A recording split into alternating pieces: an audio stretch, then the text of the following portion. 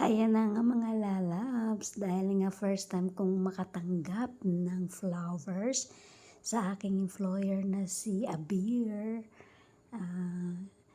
Happy Valentine's daw, kahit late na raw, binigyan pa rin niya ako ng flowers kasi dream ko na magkaroon talaga ako ng first time ko to in my life na nagkaroon ako ng flowers.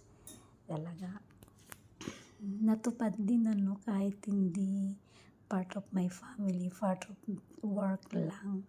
Pero ang saya-saya ko guys kasi halos Diyos ko, grabe, dream to become true. Ayan po.